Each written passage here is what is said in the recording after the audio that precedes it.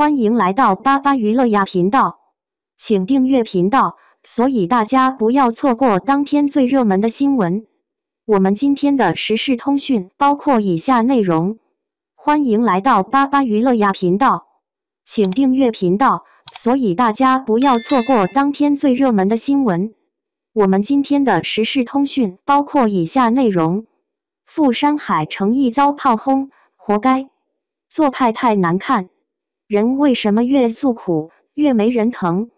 你有没有发现，现在谁过得惨，发个朋友圈哭诉一下，点赞的人越来越少，评论区甚至开始冷嘲热讽，好像这个社会正在对苦难脱敏。我们曾为富山海里的萧秋水揪心，他被废武功，手筋脚筋寸断，每一集都在痛哭、吐血、哀求。镜头一遍遍放大他的狼狈与无助。起初，观众心疼，这孩子太惨了。可10集过去，弹幕开始刷屏，又来了，他又哭了，能不能别再演苦情戏了？直到第20集，他决定重振旗鼓，角色才真正立住，剧才算真正有了看头。这不是演技的问题，也不是观众冷漠，而是人性的真相。同情是有保质期的。心理学有个概念叫共情疲劳。当一个人持续暴露在他人的情绪痛苦中，大脑会自动启动保护机制，关闭情感通道。就像《再见爱人》里的麦琳，初登场时她的脆弱引发共鸣，可随着情绪宣泄不断升级，伴侣麻木，观众反胃。她不是不值得被理解，而是把诉苦变成了唯一的沟通方式，最终耗尽了所有人的耐心。这背后藏着一个更残酷的逻辑，反复展示伤痕，不是在寻求帮助，而是在进行情绪勒索。鲁迅笔下的祥林嫂是这一现象最早的写照。她逢人就说我真傻，真的，讲阿毛被狼叼走，讲婆婆如何逼她改嫁。一开始听者落泪，后来全镇人都能背出她的台词，只觉得烦厌头痛。连最慈悲的老太太眼里也不再有泪。她的悲剧在于把痛苦当成身份标签，结果不仅没换来救赎，反而被群体驱逐。今天的互联网放大了这种效应。赵露思的躯体化抑郁风波，某主播直播崩溃跳河，每一次公开卖惨都像一场精心设计的情绪表演。大众从最初的共情迅速滑向怀疑、审视，最后变成集体围猎。不是我们变冷血，而是被训练得越来越警惕。谁在用苦难博流量？谁在借眼泪换利益？更危险的是，过度倾诉可能让你成为猎物。那些真正想帮你的人，不需要你重复5次10次，而盯着你伤口的人，正等着看清你的软肋，然后狠狠捅下去。我曾经也有个朋友，工作不顺，感情破裂，半年内换了7、8份工作，每次聚会必聊老板压榨同事，陷害命运不公。最开始我们都安慰他，可后来只要他开口，话题就沉了。不是我们无情，而是他的故事里没有解决，只有重复。他把自己活成了一个行走的受害者剧本，谁靠近都感到窒息。所以真正的成熟是学会管理自己的苦难，允许自己崩溃，但别让它成为日常。可以找信任的人倾诉一次，但别把它当成社交货币。眼泪有价值，但只在关键时刻才该流。就像萧秋水，只有当他停止哭泣，开始练功、布局、反击，观众才愿意为他鼓掌。我们生活在一个注意力稀缺的时代，同情心更是奢侈品。你越是展示脆弱，越容易被消耗，而当你默默爬起，咬牙前行，世界反而会为你让路。下次你想发那条我撑不住了的朋友圈前，先问自己，我是想解决问题，还是只想被人看见？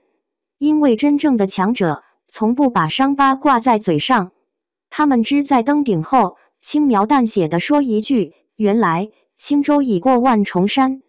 富山海诚毅遭炮轰，活该，做派太难看。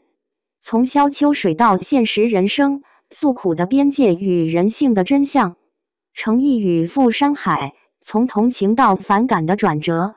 富山海开播后，程毅饰演的萧秋水在前期几乎陷入受难模式，武功被废，手筋脚筋尽断，每一集都在吐血、哭喊、哀求的循环里打转。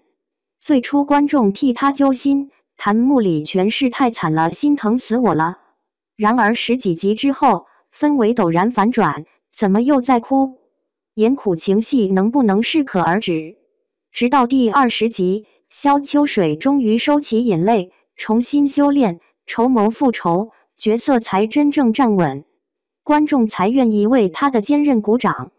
这背后折射的不是演员演技问题，而是人性规律，同情心有保质期。一旦苦难成为角色或个人的唯一标签，观众会从共情走向麻木，甚至产生厌烦。共情疲劳，人类情感的自我保护。心理学上有个词叫共情疲劳。当人长期暴露在他人痛苦里，大脑会自动断电，关闭情绪通道，以免自己被耗尽。就像《再见爱人》里的麦琳，初登场时因脆弱博得观众同情，但当他不断哭诉、放大痛苦时，伴侣麻木，观众反胃。他不是不值得理解，而是把诉苦变成了唯一沟通方式，最终把所有人推远。程毅的萧秋水同样如此，持续的流泪、吐血，虽真实，却让观众逐渐产生情绪隔阂。我们不是冷血，而是潜意识在保护自己不被情绪绑架。祥林嫂的悲剧，当诉苦成为身份。鲁迅笔下的祥林嫂是这种现象的极致写照。她逢人就诉说阿毛被狼叼走，婆婆如何逼她改嫁。最初听者动容，后来全镇人知觉厌烦，连最慈悲的老妇人也冷漠转身。祥林嫂的痛苦真实，却因反复诉苦变成身份标签。她不是在寻求帮助，而是在通过不断讲述来确认自我存在。最终，她的悲剧不仅来自命运，更来自群体的排斥。这与富山海中的萧秋水和现实生活中无休止诉苦的人何其相似。互联网放大的卖惨循环，在今天的社交媒体时代，这种现象被无限放大。某明星抑郁体质自述，最初博得心疼，后来被群嘲作秀。某主播直播中崩溃大哭，一度登上热搜，舆论却很快从共情转向怀疑，这是情绪表演吧？互联网用户被训练得越来越警惕，谁是真实诉苦？谁在用苦难换流量？一次、两次的痛哭可以触动人心，但若成为日常，观众便会冷漠甚至敌视。因为在流量时代，眼泪太容易被消费，过度展示脆弱，反而让自己沦为猎物。现实案例，走不出的受害者剧本。我有个朋友，工作不顺，感情失意，半年内换了7、8份工作。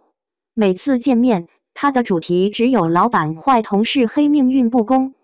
起初我们安慰他，帮他出主意，可后来只要他开口，空气瞬间凝固。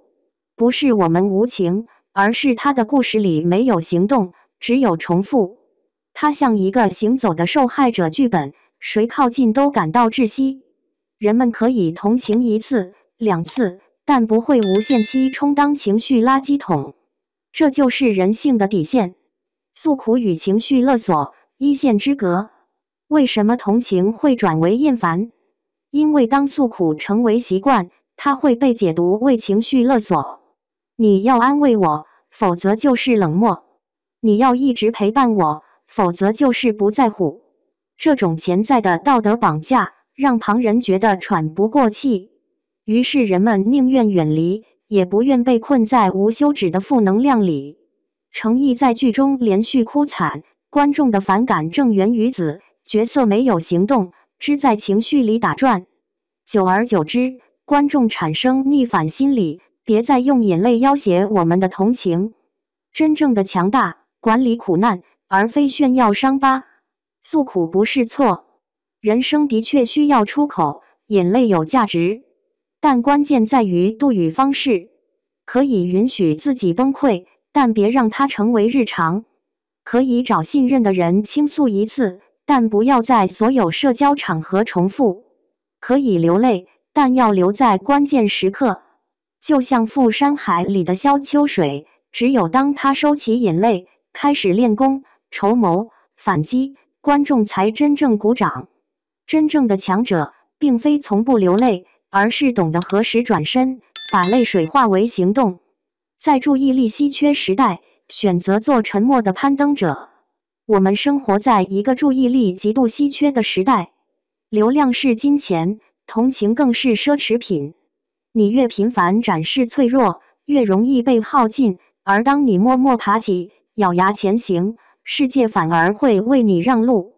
下次，当你想发那条我撑不住了的朋友圈时，不妨先问自己：我是真的想解决问题，还是只是想被看见？答案会决定你是否能走出祥林嫂式的悲剧。真正的成熟，不是永远不崩溃，而是学会管理自己的苦难，不给别人情绪勒索的机会。轻舟已过万重山。鲁迅说过，悲剧将人生有价值的东西毁灭给人看。但若一个人把悲剧当作唯一的存在方式，那悲剧就会不断复制自己。诚意的萧秋水在赴山海中给我们一个提醒：观众并不排斥痛苦，而是厌倦无止境的痛苦叙事。只有当他停止卖惨，重新站起来，剧情才真正有了力量。生活亦如此。真正的强者，不是天天炫耀伤疤，而是登顶之后，轻描淡写地说一句：原来轻舟已过万重山。